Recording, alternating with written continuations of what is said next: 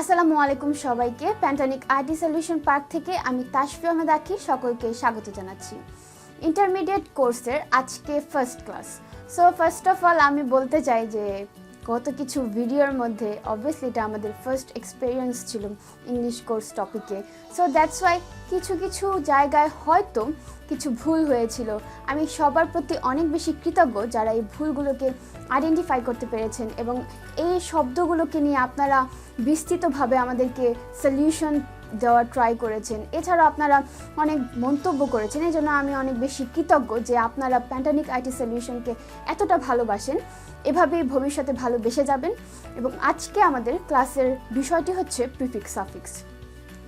Prefix and সাফিক্সের মাধ্যমে conversation of word বা শব্দের রূপান্তর সম্পর্কে জানা যায়।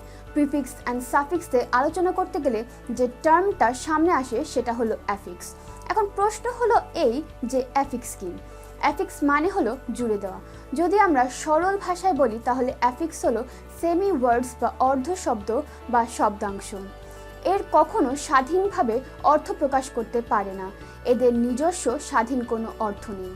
কিন্তু যখন এটা কোনো রুট ওয়ার্ড বা শব্দের মূল অংশের সাথে অ্যাটাচ বা ফিক্স করা হয় তখন ইহা অর্থ প্রকাশে সাহায্য করেন। অ্যাফিক্স তিন প্রকার। ফার্স্ট ওয়ান হচ্ছে প্রিফিক্স, সেকেন্ড ওয়ান হচ্ছে সাফিক্স এবং থার্ড ওয়ান হচ্ছে ইনফিক্স। আমাদের এসএসসি এবং এইচএসসি লেভেলে সাফিক্স প্রিফিক্স সম্পর্কে আলোচনা করা হয় এবং এজন্যই আজকে এই কোর্সটিতে এই বিষয়গুলো নিয়ে আলোচনা করা হচ্ছে। So what is prefix? Root word বা শব্দের মূলে পূর্বে যে অ্যাফিক্সগুলো যুক্ত হয় নতুন শব্দ তৈরি করে তাদেরকে প্রিফিক্স বলেন।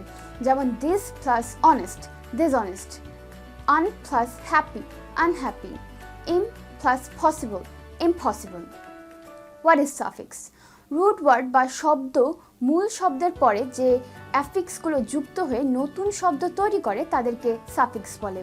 যেমন ফেইথ প্লাস ফুল, faithful, read plus able, readable, use plus less, useless. এইভাবে যে কোনো শব্দের শেষে এই ওয়ার্ডগুলো যুক্ত হয়ে একটি নতুন ওয়ার্ড তৈরি করেন। Infix. So what is infix? Root word বা মূল শব্দের ভিতরে পরিবর্তন হয়ে নতুন শব্দ তৈরি করলে তাকে ইনফিক্স বলে। যেমন অ্যাবল, অ্যাবিলিটি, লাইফ, লিভ প্রভৃতি। এখন হলো সাফিক্সে ভালো করতে হলে সাফিক্সের স্পেলিং রুলস সম্পর্কে জানতে হবে। তাহলে আজকে আমরা সাফিক্সের স্পেলিং রুলস সম্পর্কে জানব। কোনো ওয়ার্ড যখন কনসোনেন্ট দিয়ে শেষ হয় এবং সাফিক্সটি একটি কনসোনেন্ট দিয়ে শুরু হয় তখন কোনো অক্ষর পরিবর্তন না করে সাফিক্সটি যুক্ত হয়। যেমন এন্টারটেইনমেন্ট, এখানে এন্টারটেইন প্লাস মেন্ট এগুলো যুক্ত হয়েছে। তারপর রিগ্রেটফুল, এখানে প্রথমত রিগ্রেট এবং পরবর্তীতে ফুল যুক্ত হয়ে ওয়ার্ডটি রিগ্রেটফুল গঠিত হয়েছে।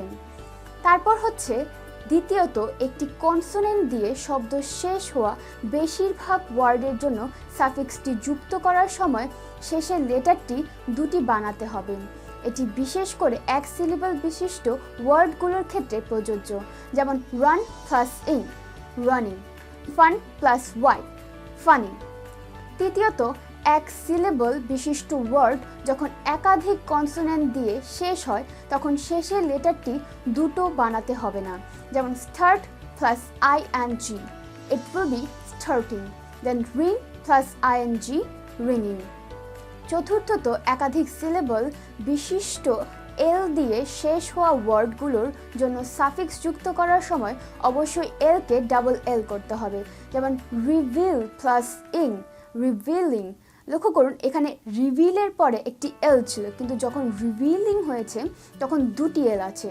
দেন ক্যান্সেল প্লাস ইডি, ক্যান্সেলড। এখানে ক্যান্সেলের সময় একটি এল ছিল কিন্তু যখন এটি ক্যান্সেলড হয়েছে তখন এখানে দুটো এল যুক্ত হয়েছে। পঞ্চমত যেসব ওয়ার্ড এর শেষ সিলেবল এ জোর দেওয়া হয় এবং যেগুলো কনসোনেন্ট দিয়ে শেষ হয় সেগুলোর ক্ষেত্রে শেষের লেটারটি দুটো হবে। যেমন রেফার প্লাস ইং, রেফারিং। দেন বিগেন প্লাস এর, বিগেনার। লক্ষ্য করুন এখানে দু ক্ষেত্রে রেফারের সময় আরটি একবার ব্যবহৃত হয়েছিল কিন্তু পরবর্তীতে আইএনজির সাথে যুক্ত হওয়ার পর দুবার আরটি ব্যবহৃত হয়েছে এবং বিগেনের পর ইর যুক্ত হয়ে বিগেনারের সময় দুটো এন ব্যবহৃত হয়েছে। ষষ্ঠত যেসব ওয়ার্ড এর শেষে সিলেবল এ জোর দেওয়া হয় না, যেগুলোর ক্ষেত্রে শেষের ওয়ার্ডটি দুটো বানাতে হবে না, যেমন benefit ed, benefit plus ed, benefited, then offer plus ing, offering.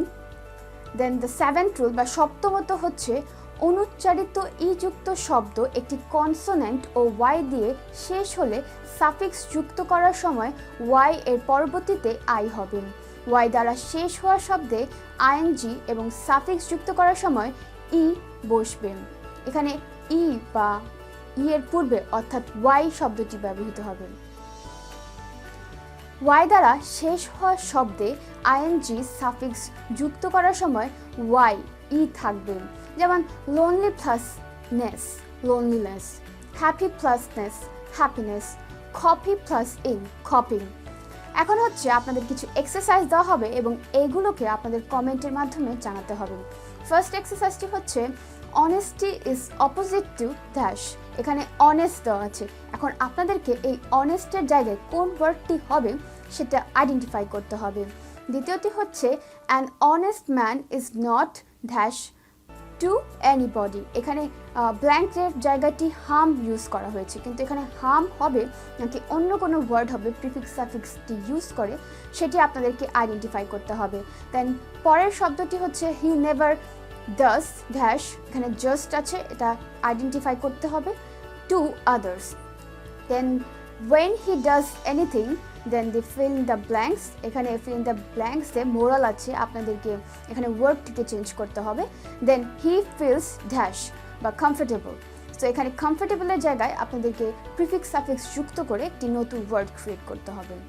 এবং এই যতগুলো অ্যান্সার রয়েছে এগুলো আপনাদের অবশ্যই কমেন্ট বক্সে জানান, এবং এরকম আরও ভিডিওস পেতে প্যান্টানিক আইটি সলিউশন পার্ককে সাবস্ক্রাইব করুন, ফেসবুক পেজটিকে লাইক করুন এবং আমাদের সাথে থাকুন। ধন্যবাদ।